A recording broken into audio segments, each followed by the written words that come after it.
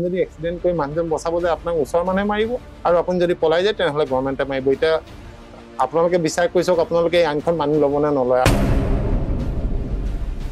10 বছৰ 5 বছৰ জেলত সোমাব পাৰোঁ, মই যদি 10 লাখ 5 লাখ টকা মই ফাইন দিব পাৰোঁ, মোক কি দৰকাৰ ৰাতি ৰাতি গাড়ী চলাবলৈ, কি দৰকাৰ? মই নিজে গাড়ী এখন কিনি মই সৰু গাড়ী এখন চলাই থাকিলোহেঁতেন। যদি দুমাহো আমি বহিবলগীয়া হয় আমি খাম, কিন্তু বেলেগ মানুহে খাবলৈ দিগদাৰ হৈ যাব পাৰে। এবাৰ আমি ষ্টেৰিং নধৰোঁ, আমি গাড়ী নচলাওঁ। মই সঁচা কথা কৈছোঁ, দেশত তীব্ৰ খাদ্য সামগ্ৰী নাটনি হ'ব আৰু যিবোৰ বস্তু আদান প্ৰদান কৰে সেই বস্তুবোৰ গাড়ীতে বেয়া হৈ যাব। নমস্কাৰ, নিউজ নাওলৈ সকলোকে স্বাগতম জনাইছো আৰু আজি মোৰ সৈতে এগৰাকী বিশেষ ব্যক্তি উপস্থিত আছে। তেওঁ হৈছে ৰূপম দত্ত। ৰূপম দত্তক নতুনকৈ কোনো চিনাকি কৰি দিয়াৰ প্ৰয়োজন নাই। তেখেত ইতিমধ্যে অসমবাসী ৰাইজৰ মাজত চিনাকি এখন মুখ, কিন্তু আজি তেখেতক বিশেষ অন্য এটা বিষয়ৰ অন্য এটা প্ৰসংগৰ সন্দৰ্ভত আলোচনা কৰিবলৈ আমি ষ্টুডিঅ'লৈ মাতি আনিছো আৰু সেই বিষয়টো হৈছে শেহতীয়াকৈ যি আইন সংশোধন হৈছে আৰু তাৰ পাছতে এতিয়া আজিৰ দিনটোত দেখা গৈছে ৰাজ্যতে নহয় সমগ্ৰ দেশত কাশ্মীৰৰ পৰা কন্যাকুমাৰীলৈকে, গুজৰাটৰ কচ্ছৰ পৰা অসম অৰুণাচললৈকে আটাইবোৰ অঞ্চলতে আটাইবোৰ ৰাজ্যতে প্ৰতিবাদ সাব্যস্ত কৰা হৈছে। বিশেষকৈ হিন্দী হাৰ্টলেণ্ডসমূহত দেখা গৈছে যে এই প্ৰতিবাদ অধিক তীব্ৰতৰ হৈছে আৰু ট্ৰাক চালকসকলে তেওঁলোকে নিজৰ ট্ৰাকসমূহ চলাচল বন্ধ ৰাখিছে, চক্কা জামৰ ব্যৱস্থা কৰিছে আৰু সমগ্ৰ দেশজুৰি প্ৰতিবাদ সাব্যস্ত কৰিছে আজিৰ দিনটোত। আৰু তেওঁলোকেও বাছ চালক সন্থাৰ তৰফৰ পৰা এই কথা ঘোষণা কৰা হৈছে আগন্তুক দিনতো তেওঁলোকে কাৰ্যসূচী ল'ব আৰু সমগ্ৰ যি যাতায়াত ব্যৱস্থা সেয়া অচল অৱস্থাৰ সৃষ্টি কৰি দিব যদিহে এই আইন থাকে। এক প্ৰকাৰ যে নতুনকৈ পুনৰ এবাৰ কৃষি আইনৰ সূচনা হ'ব ধৰিছে। কৃষি আন্দোলন যেনেকৈ হৈছিলে, কৃষকসকলে আন্দোলন কৰিছিলে দিল্লীৰ যন্তৰ মন্তৰত, ঠিক একেধৰণে এতিয়া সমগ্ৰ দেশতেই চালকসকলে আন্দোলন কৰিবলৈ লৈছে। প্ৰথমে এই বিষয়টো আজিৰ দিনটোৰ কেতবোৰ দৃশ্য দেখুৱাই লৈছো।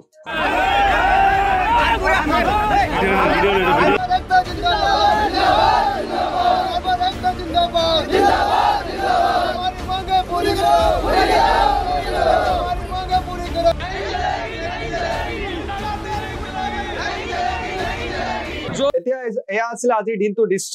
এয়া দেশৰ বিভিন্ন প্ৰান্তৰ দৃশ্য। এনেদৰে আজিৰ দিনটোত প্ৰতিবাদ সাব্যস্ত কৰা হৈছে। ঠায়ে ঠায়ে তেওঁলোকে ধৰ্ণা কাৰ্যসূচী গ্ৰহণ কৰিছে। ৰূপম দত্ত ডাঙৰীয়া, আপোনাৰ ওচৰলৈ আহিছো আৰু প্ৰথমে স্বাগতম জনাইছো আৰু সমগ্ৰ বিষয় আপোনাৰ পৰা জানিব বিচাৰিছো, যিহেতু এই বিষয়টোক লৈ আজিৰ দিনটো যথেষ্ট চৰ্চা হৈছে, যথেষ্ট প্ৰতিবাদ সাব্যস্ত কৰা হৈছে, কেৱল অসমৰে নহয় সমগ্ৰ দেশৰ দৃশ্য। কিয় এই প্ৰতিবাদ? কিয় মানে একচুৱেলি আজি 3-4 দিনৰ আগতে মোক বেংগলোৰৰ পৰা ফোন কৰিছিলে কিছুমান ড্ৰাইভাৰে। তেতিয়া তাত অলৰেডি সিহঁতি আৰম্ভ কৰিছিলে এনেকুৱা হৰতালবোৰ। তেতিয়াহে মই অৱগত হৈছিল যে এনেকুৱা ধৰণৰ আইন এখন আহিছে বুলি। লগালগ মই খবৰ কৰিলো হাইকোৰ্টত, আমাৰ চিনাকি উকিল বহুত আছে, কথা পাতিলো। তেওঁলোকে ক'লে হয় এইটো এনেকুৱা ধৰণৰ। মই দেখিলো যে আইনখন যদি কেনেবাকে গৃহীত হয় তেনেহ'লে অকল ড্ৰাইভাৰ বুলি আমি প্ৰফেচনেল সকলে নহয়, যি গাড়ী চলায়, যি বাইক চলায়, যিকোনো মানুহৰ ক্ষেত্ৰত এই আইনখন প্ৰযোজ্য হ'ব। আগতে আছিলে আমিতো এক্সিডেণ্ট কেতিয়াও কৰো বুলি নকৰো বা জানি বুজি নকৰো, হৈ যায় এক্সিডেণ্ট। আৰু আমি যেতিয়া দেখো যে আমাৰ হাতত কোনোবাই দুখ পাইছে, আমি কুকুৰ এটাই দুখ পালো, তাক আমি অলপ পানী চানী মুখত দি মালিচ চালিচ কৰি দিওঁ যাতে কুকুৰটো সুস্থ হওক। এজন মানুহৰ জান লোৱাটোতো সম্ভৱ কেতিয়াও নহয়, জানি বুজি নহয়, হৈ যায়। আমি চেষ্টা কৰো যে যেনে তেনে এক্সিডেণ্টটো মানে তাৰ যিটো পৰিসৰ সি কমি যাওক, মানুহজনক আমি ট্ৰিটমেণ্ট কৰো। কিন্তু আটাইতকৈ ডাঙৰ প্ৰব্লেম হৈ যায়, আমি যেতিয়া নামিম ওচৰৰ মানুহবোৰে উত্তেজিত হৈ পেলাই ড্ৰাইভাৰক মাৰধৰ কৰে। তেনেকুৱা অজস্ৰ ঘটনা আমাৰ অসমত ঘটিছে, ইণ্ডিয়াত ঘটিছে। খেদি খেদি মানুহ মাৰিছে। মৰেল পুলিচগিৰি বিভিন্ন স্থানত দেখা যায়। মই এটা ভিডিঅ' দুদিনমানৰ আগত দিছিলো মোৰ ফেচবুক পেজত। এজন ড্ৰাইভাৰে বাইক এখন খুন্দাৰ কাৰণে খেদি খেদি ড্ৰাইভাৰজনক মাৰি পেলালে হাইৱেত। এইবোৰ সদায় ঘটি থকা ঘটনা। এতিয়া কথা আহিলে মই গাড়ী চলাওঁ, বাছ চলাওঁ, মই মোৰ পেটৰ কাৰণে চলাওঁ, মই চলাবই লাগিব। মই ক'ৰবাত এক্সিডেণ্ট কৰিলো, যদি সেই মানুহজন, মই এই এক্সিডেণ্ট কৰি মানুহজনক বচাব যাওঁ, মোক ওচৰৰ পাব্লিকে ধৰি মাৰিব। আৰু মই যদি পলাই যাওঁ মোৰ ওপৰত এটা হিট এণ্ড ৰান কেছ এটা লগাই দিব। সেইটো মোৰ নেগলিজেঞ্চ হ'ব যে মই এক্সিডেণ্ট কৰি মানুহজনক কেয়াৰলৈ পলাই গলো আৰু পুলিচ থানাত যদি চাৰেণ্ডাৰ কৰোঁ, এইটো নন বেলেবল কৰিলে। আগতে এইটো বেলেবল আছিলে। আগতে এইটো 2,000 টকা ফাইন আছিলে, 2 মাহৰ জেল আছিলে। এতিয়া এইটো 10 বছৰ জেল কৰিলে, নন বেলেবল কৰিলে আৰু 10 লাখ টকাৰ পৰা 7 লাখ টকালৈকে জৰিমনা হ'ব পাৰে বুলি কৈছে। এইটো কোনো পধ্যে গ্ৰহণযোগ্য নহয়, কিয়নো এক্সিডেণ্ট কৰো বুলি নকৰো।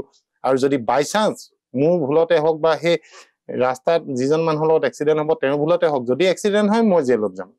এতিয়া কথা আহিলে মই যদি 10 বছৰ 5 বছৰ জেলত সোমাব পাৰো, মই যদি 10 লাখ 5 লাখ টকা মই ফাইন দিব পাৰো, মোৰ কি দৰকাৰ ৰাতি ৰাতি গাড়ী চলাবলৈ, কি দৰকাৰ, মই নিজে গাড়ী এখন কিনি মই সৰু গাড়ী এখন চলাই থাকিলোহেঁতেন। সেইকাৰণে ইয়াৰ তীব্ৰ বিৰোধিতা কৰিলো। মই ফেচবুকত আহিছিলো, টিভি চেনেলত আহিছিলো, মই সকলোকে আপিল কৰিছো। তেতিয়া বহুত দল সংগঠন ওলাই আহিলে, নৰ্থ ইষ্টৰ ভিন্ন দল সংগঠন আহি আজি আমি মিটিং কৰিলো গুৱাহাটী প্ৰেছ ISBT নহয় এইটো কি বুলি কয় গুৱাহাটী ক্লাবৰ ওচৰত। তো তাত আমি সকলোৱে এটা সিদ্ধান্তত উপনীত হলো, কিয়নো আমি গাড়ী যদি নচলাও আমাৰ দিগদাৰ, খাবলৈ দিগদাৰ হ'ব। আমি 2 দিন পাৰিম 3 দিন পাৰিম, পিছলৈ আমাৰ দিগদাৰ হ'ব, কিয়নো লকডাউনত আমি দেখিছিলো।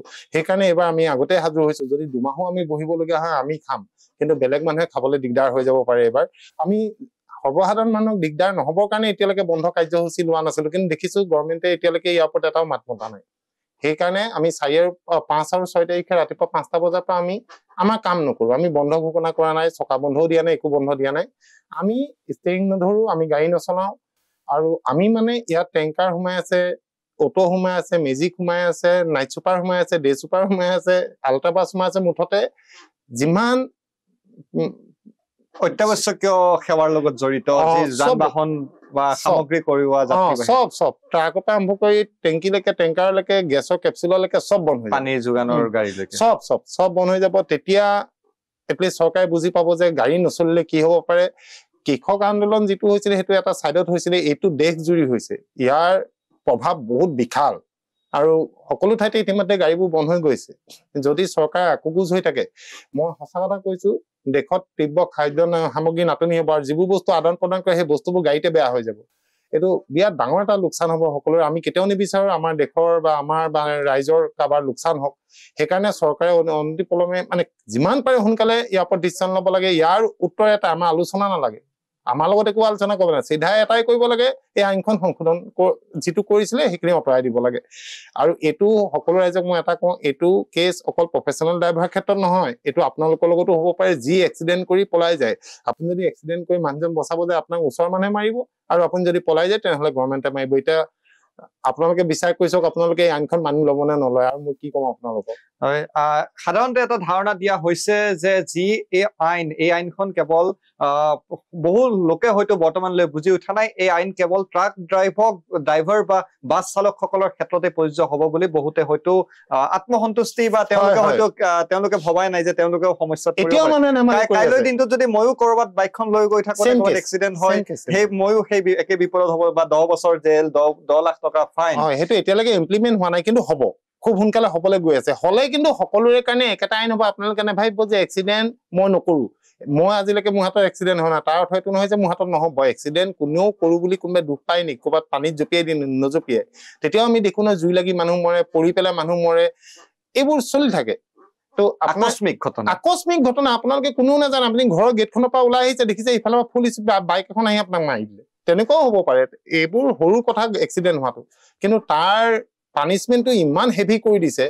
এতিয়া সৰু গাড়ী চলোৱা মানুহবোৰে চখত গাড়ী চলায়। মোৰ আজি চখ, মই এখন সৰু গাড়ী কিনিছো, মই ক'ৰবালৈ গৈছো সৰু গাড়ীত গৈছো, কিন্তু আমি চখৰ কাৰণে নচলাওঁ, আমি পেটৰ কাৰণে চলাওঁ। গতিকে ইয়াত যদি ৰাইজে আপোনালোকে আমাক সহায় সহযোগিতা আগনবঢ়ায়, তেনেহ'লেতো আমি নিগমে মৰিব লাগিব, কাৰণ আমি গাড়ী নচলাওঁ। কাৰণ ইমান ডাঙৰ এটা ৰিস্ক লৈ কোনে চলাম? মোৰ হাতত কোনোবা মানুহ এটা মৰি যাব, তাত মই নবচালে জেল যাম, বচালে মানুহে মাৰিব, ইমান ৰিস্ক লৈতো মই নচলাওঁ। এটলিষ্ট মোৰ লগৰ কোনো ড্ৰাইভাৰে গাড়ী নচলায়। তো এতিয়া ৰাইজে জানে তেওঁলোকে কাৰ পক্ষত থিয় দিব। সমগ্ৰ দেশতে এক প্ৰকাৰ অচলাৱস্থাৰ দিশে গতি কৰিছে সমগ্ৰ দেশ। আজিৰ দিনটোত দেখা গৈছে যে বিশেষকৈ উত্তৰ প্ৰদেশ, বিহাৰ, হাৰিয়ানা, এই ৰাজ্যসমূহত, ৰাজস্থান, এই ৰাজ্যসমূহত, অন্ধ্ৰপ্ৰদেশত ব্যাপক প্ৰতিবাদ সাব্যস্ত কৰা হৈছে। আৰু ট্ৰাকসমূহ তেওঁলোকে ৰাজপথৰ মাজত ৰখাই দিছে, লাইচেন্স পেলাই দিছে, লাইচেন্স জ্বলাই দিছে। আৰু তেওঁলোকৰ এটাই কথা যে আমি জেলত যোৱাতকৈ আমি গাড়ী নচলাওঁ, দৰকাৰ হলে আমি হাজিৰা কৰিম, দৰকাৰ হলে আমি মাটি কাটিম, দৰকাৰ হলে আমি যিকোনো কাম লাগে আমি কৰিম, কিন্তু আমি জেলত যাবলৈ সাজু নহয়। এইটোতো একদম কোনো গেৰাণ্টি নাই ন মোৰ হাতত কেতিয়া কি হৈ যাব। মই যদি আজি জেলত যাওঁ, মোৰ পৰিয়ালটো কি হ'ব? আজি যদি 5-6 লাখ টকা মোৰ ওপৰত ফাইন দি দিয়ে, কোনে দিব সেইবোৰ ফাইন? তো ইমান ৰিস্ক লৈ আমি গাড়ী নচলাওঁ। আৰু হাত দুখন আছে, গাত শক্তি আছে, হাজিৰা কৰি খাব পাৰিম, যিকোনো কাম কৰিম, কামৰতো শেষ নাই। কিন্তু গাড়ী নচলাওঁ চিধা কল্পনা ডাঙৰীয়া যিখন চৰকাৰ চলি আছে দেশৰ কেন্দ্ৰীয় চৰকাৰ এইখন চৰকাৰৰ বহু সময়ত এনে কেতবোৰ আইন আনিছে বা বিশেষকৈ কৃষকসকলৰ আইনৰ ক্ষেত্ৰতে যদি চাওঁ এই আইনখন পৰৱৰ্তী সময়ছোৱাত তেওঁলোকে বাতিল কৰিবলৈ বাধ্য হৈছিলে ঠিক একেধৰণৰ এক পৰিঘটনা হ'ব নেকি পুনৰাবৃত্তি হ'ব নেকি বা কৃষকসকলৰ দীৰ্ঘদিনীয়া দাবী আছিলে 6 মাহ এবছৰ পৰ্যন্ত তেওঁলোকে আন্দোলন কৰিছিলে দিল্লীৰ চাৰিওফালে বৰ্ডাৰত বহি আছিলে আপোনালোকৰ যদি তেনেকুৱা ধৰণৰ অৱস্থা 6 মাহ এবছৰলৈ যদি তেওঁলোকে 13 মাহলৈকে কৰিলে আমাৰ 13 দিনো নোৱাৰিব গভৰ্ণমেণ্টে আমি যদি হৰতাল কৰিবলৈ হয় গভৰ্ণমেণ্ট 13 দিন নাথাকে তেওঁলোক আহিবই লাগিব আমাক দিব লাগিব আৰু এটা চিধা কথা গোটেই ভাৰতখন চলি আছে চকাৰ ওপৰত যেতিয়া চকা নুঘূৰিব গোটেই দেশ ৰৈ যাব আৰু এখন দেশ যদি 13 দিন ৰবলৈ হয় মই গ্যাৰান্টি দি কৈছো মানুহে পাব্লিক ওলাই আহিব তেতিয়া খাবলৈ নাপালে নিজৰ প্ৰয়োজনীয় সামগ্ৰী নাপালে পাব্লিক ওলাই আহিব গেছ নাপাব ট্ৰিটমেণ্ট নাপাব একোৱে নাপাব সো সেইটো কাৰণে মই কৈছো এনেকুৱা আমি এখন সভ্য দেশত বাস কৰো আৰু মই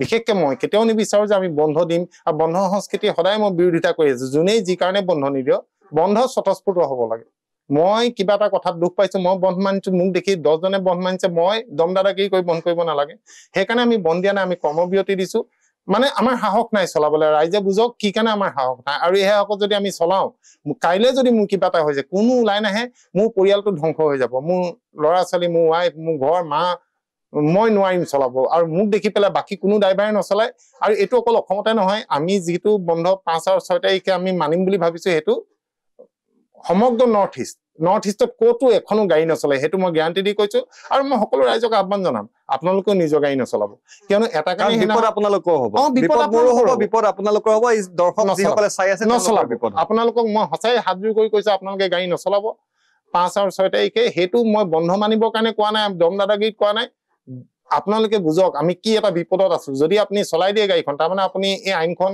মানি লোৱা বুজাব আপোনালোকে নচলাব চৰকাৰে নিজেই এই আইন উঠাই ল'বলৈ বাধ্য হ'ব আৰু মই এটা কথা কৈছো এইটো কৃষক আইনতকে বহুত কৃষকৰ লগত যিটো ঘটনা ঘটি গ'ল খুব দুৰ্ভাগ্যজনক তেওঁলোকে 13 মাহলৈকে কষ্ট খালে কিন্তু যদি বাছ ট্ৰাক ৰৈ যাবলৈ হয় বা টেংকাৰ ৰৈ যাবলৈ হয় সমগ্ৰ দেশত কিন্তু একদম অচলা অৱস্থা হৈ যাব কিবা হৈ যাব ইমান দিন গভৰ্ণমেণ্টে নকৰে আইন বাতিল কৰিব লাগিব ইয়াৰ বেলেগ কোনো কথা নাই কোনো আলোচনাই নাই আইন বাতিল কৰিলো বুলি কৈ দিয়ক ডেট চল আমাৰ বহুতে কৈছে যে শাসকীয় দলৰ কেইবাগৰাকীও কেন্দ্ৰীয় মন্ত্ৰীৰ তৰফৰ পৰা কোৱা হৈছে এই আইনখন আপোনালোকে বুজা নাই বা চালকসকলে যিসকলে প্ৰতিবাদ সাব্যস্ত কৰিছে তেওঁলোকে বুজি উঠা নাই আৰু তেওঁলোকে নুবুজাৰ বাবেই তেওঁলোকে প্ৰতিবাদ সাব্যস্ত নহয় মই তোমাক ভাল পাওঁ বুলি ক'লে মই জানো তেওঁ মোক ভাল পায় মই তোমাক বেয়া পাওঁ বুলি ক'লে বেয়া পাওঁ আমি চিধা মানুহ চিধা দেখিম আমাৰ তাত যি লিখা আছে আমি সেইটো পঢ়িছো তেওঁলোকে যুক্তি দিছে যে এই আইনখনত এই কথা উল্লেখ আছে যে আপুনি যদি এক্সিডেন্ট হল আপোনাৰ দুৰ্ঘটনা হল দুৰ্ঘটনাৰ পাছত আপুনি পলাই গলেহে আপুনি বিপদত পৰিব দুৰ্ঘটনাৰ পাছত যদি আপুনি সেই স্থানত উপস্থিত থাকে বা আপুনি নিয়াৰেষ্ট যদি পুলিচ ষ্টেচন বা মেজিষ্ট্ৰেটক জনায় তেনেহলে আপোনাৰ বিপদ নহয় সেইটোৱেতো কৈছো তাৰ ৰৈ থাকিম মানে কদুবাহটো ভাঙি আপুনি তাৰ ৰৈ থাকিব এইবোৰ আমি পাওঁ ন এইটো কদুবাহ ভঙা নিচিনা এটা মানুহক এটা জেগাত খুন্দা মাৰি দিয়া মানে কদুবাহ এটাত আপুনি কোব মাৰি দিয়া তাৰ পিছত কি হ'ব পাৰে সেইটো সহজে অনুমীয়া সকলোৱে জানে সেই সময়ত ড্ৰাইভাৰজন অসমীয়া বঙালী হিন্দু মুছলিম বিহাৰী সেইটো নাচায় সেই সময়ত ড্ৰাইভাৰজনৰ কোনো জাত নাথাকে যিকোনো মানুহে আহি পেলাই মাৰপিট কৰে আৰু বেয়াকে মাৰপিট কৰে গাড়ী আছে জ্বলাই দিয়ে ইভেন মই এনেকুৱা দেখিছো এবাৰ এক্সিডেণ্ট এটা হৈছিলে মায়ঙৰ ফালে তো তাত গাড়ীত 4টা ল'ৰা আছিলে এটা মানুহক মাৰি দিলে মানুহটো মৰি গ'ল গাড়ীখন লক কৰি পেলাই গাড়ীখন জ্বলাই দিলে 4টা মানুহ জীৱনতে তাত জ্বলি গৈছিলে পুৰণা পেপাৰ বিচাৰিলে পাব মোৰ হাততো এবাৰ তেনেকুৱা হৈছিলে মায়ঙত এবাৰ মেট্ৰিক পৰীক্ষাৰ ৰিজাল্টৰ দিনা মোৰ গাড়ীত ল'ৰা এটা দৌৰ মাৰি দিলে সোমাই গ'ল মোকো দা লৈ আহি মানে যেতিয়া গ'লো মোক চিনি নাপালে কোনো সেই সময়ত বহুত দিনৰ আগৰ কেছ মই যেতিয়া ল'ৰাটো হস্পিটেল লৈ গৈছো ওচৰৰ মানুহৰ লগত তেতিয়া ল'ৰাটো গাঁৱৰ মানুহবোৰ ইমান আহিছে বাপেকতে দা চা লৈ কৈছে মোৰ ল'ৰা মৰিলেও মোক ড্ৰাইভাৰ কোনটো দেখুৱাই দে মোৰ মুখৰ আগত কৈ আছে মোৰ জিও ওলাই গৈছিলে কিন্তু ভাল হয় না ভগৱানৰ কৃপাত ওচৰত ভাল মানুহ আছিলে কাৰণে বাচিলো কিন্তু কথাটো এইটো আপুনি ওচৰত ৰ'ব কেনেকে কদুমাটো কোব মাৰি এইবোৰ অবান্তৰ কথা কৈছে চিধা চিধি আইনত যি লিখা আছে আমাৰ ওচৰত এখন আছে আমি পঢ়িছো তাত শুদ্ধকে যিটো ভাষা লিখা আছে আমি সেইটোৱে বুজি পাওঁ তাৰ পিছফালে কি আছে মোৰ চাব দৰকাৰ নাই মোৰ আপুনি এই সব দৰকাৰ নাই চিধা চিধি কথা এক্সিডেণ্ট কৰি মই নোৱাৰো মানুহজন লৈ যাব যদি কোনো নাথাকে মই উঠাই লৈ যাম যদি ওচৰত বহুত মানুহ থাকে মই পলাম আৰু মই যদি পলাও মই 10 বছৰ জেল আৰু 10 লাখ টকা দিব লাগিব ইম্পচিবল নচলাওঁ গাড়ী কোনো পধ্যে নচলাওঁ আৰু মই সমগ্ৰ অসমবাসীক বা নৰ্থ ইষ্টৰ সকলো মানুহক মই এটাই দাবী কৰিম 5 তাৰিখে ৰাতিপুৱা 5 বজাৰ পৰা আপোনালোকে যান বাহন নচলাব চৰকাৰে দেখক যে আমাৰ একতাটো কেনেকুৱা কিমান দিনলৈ আপোনালোকৰ এই প্ৰথম 48 ঘণ্টা প্ৰথম 48 ঘণ্টা আমি কৰ্মবিৰতি ঘোষণা কৰিছো 48 ঘণ্টাৰ পিছত দেখা যাব যদি চৰকাৰে কাণসাৰ নকৰে তেনেহ'লে অনিৰ্দিষ্ট কাললৈকে চলি থাকিব কোনোবা এনেকে। বিৰোধী দলে আপোনালোকক সহায় কৰিছে বা ৰাজনৈতিকভাৱে আপোনালোকে কিবা সহায় পাইছে এতিয়ালৈকে? এই গোটেই কেছটোত প্ৰথম বাক্য মোৰ এটাই আছে, এই ঘটনালৈ কোনো ৰাজনীতিকৰণ কৰা নহ'ব, কোনো ৰাজনীতিৰ মানুহ ইয়ালৈ আহিব নোৱাৰিব আৰু কোনো দল সংগঠনেও ৰাজনীতি কৰিব নোৱাৰিব শ্ৰমিক মানে মটৰ শ্ৰমিকৰ লগত জড়িত। এই কথাটো স্পষ্টভাৱে মই কোৱা আছে, ইয়াত কোনো ৰাজনীতিকৰণ নাই, ইয়াত চিধা চিধি কথা এইখন আইন বলবৎ হ'ব নালাগে, এইটো আৰু সেইটোৱে কথা। ইয়াৰ মাজতে এনেকে কোনো টাৰ্ণিং নাই, চিধা চিধি কথা। আইন এফালে আইন বলবৎ হ'ব লাগে, এফালে নালাগে, আমি কৈছো নালাগে, ইমানে কথা। ইয়াত আৰু বেলেগ মাজৰ একো নাই, নাথিং, হল নাই, চিধা চিধি কথা। আৰু গভৰ্ণমেণ্টে আমাক যদি কয় আলোচনা কৰিম, আলোচনা কৰিবলৈ একো নাই। আপুনি আইনখন ৰাখিব নে নাৰাখে সেইটো কওক, ডেটছ অল। আপুনি ৰাখিলে কওক, আমি বেলেগ ব্যৱস্থা ল'ম, নাৰাখিলে আমি আকৌ নিজৰ গাড়ী লৈ পেলাই আমি নিজৰ জেগালৈ যামগে, কথাটো সিমানেই। ইয়াত আলোচনা কৰিবলৈ একো কথা নাই। ধন্যবাদ জ্ঞাপন কৰিছো, যিহেতু বহু ব্যস্ততা, গতিকে সেইখিনি সময় দিয়াৰ বাবে। আৰু কিছু যিহেতু আজিৰ দিনটো আটাইতকৈ চৰ্চিত বিষয় হৈ পৰিছে এই ড্ৰাইভাৰ সকলৰ বা চালক সকলৰ যি আন্দোলন, যি ধৰ্ণা, আৰু সমগ্ৰ দেশতে এক প্ৰকাৰ অচলাৱস্থাৰ দিশে গতি কৰিছে, অত্যাৱশ্যকীয় সামগ্ৰীৰ ভয়াৱহ নাটনি হোৱাৰ দিশে গতি কৰিছে। সেয়া লাগিলে আপোনাৰ দাইল চাউলৰ পৰা আদি কৰি চিকিৎসা সামগ্ৰীৰ ক্ষেত্ৰতেই হওক বা যিকোনো পেট্ৰলৰ পৰা আদি কৰি পানীৰ ক্ষেত্ৰতে হওক, অনাগত দিনত হয়তো এক ভয়াৱহ পৰিস্থিতি আহিব যদিহে চালকসকলে নিজৰ মততেই আকৰগোজ হৈ থাকে, অথবা তেওঁলোকৰ দাবী যদি চৰকাৰখনে মানি নলয়। এই সমস্যা কেৱল চালকসকলৰ নহয়, এই সমস্যা প্ৰত্যেকগৰাকী বাহনত ষ্টেৰিং ধৰা বা ব্যক্তিৰ, সেয়া আপোনাৰ, সেয়া মোৰ, আৰু সেয়া ৰূপম দত্তৰ দৰে হেজাৰজনৰ। গতিকে এই সমস্যাত যিহেতু আহিছে, এই সমস্যাৰ প্ৰতি কেনেদৰে ৰাইজে অনাগত দিনত তেওঁলোকৰ প্ৰতিক্ৰিয়া আগবঢ়ায়, সেইসমূহ আমি লৈ যাম। সেই তেতিয়ালৈ চাই থাকিব নিউজ নাও। ধন্যবাদ।